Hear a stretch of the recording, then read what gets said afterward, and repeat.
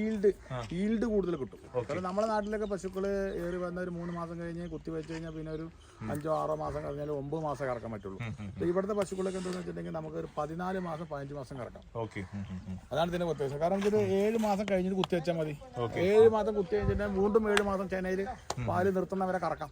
അപ്പൊ ഏവറേജ് നമുക്കിത് 30 ലിറ്റർ പാല് കറക്കുന്ന പശുവാണെങ്കിൽ ഏവറേജ് കണക്ക് കൂട്ടുകയാണെങ്കിൽ നമുക്കൊരു 20 ലിറ്റർ വെച്ച് കണക്കൂട്ടിയാൽ മതി. മനസ്സിലായി. പിന്നെ ഇതിന്റെ പിൻവല, ഇതിന്റെ അസ്ഥി കാര്യങ്ങളൊക്കെ ഉണ്ട്, ഇറച്ചിക്കാനും കണ്ടില്ല. അപ്പൊ ഇത് പിൻവലക്ക് വെക്കുകയാണെങ്കിൽ നമുക്കൊരു 60 രൂപ 65 രൂപ കുട്ടിയും തള്ളി ഏത് സമയത്തും കിട്ടുമല്ലേ. അതാണ് ഇതിന്റെ പ്രത്യേകത. സാധാ ജേഴ്സി പശുവാണ്. അതിന് വെള്ളം കറുപ്പുണ്ടോ എന്നുള്ള സാധാ ജേഴ്സി പശുവാണ്. ക്രോസ് ബ്രീഡാണ്. ഇതിനൊരു 15 to 16 ലിറ്റർ പാലേ കിട്ടുള്ളൂ. ഇതിന്റെ വില ഒരു 55 to 65 ഉള്ളിലാണ്.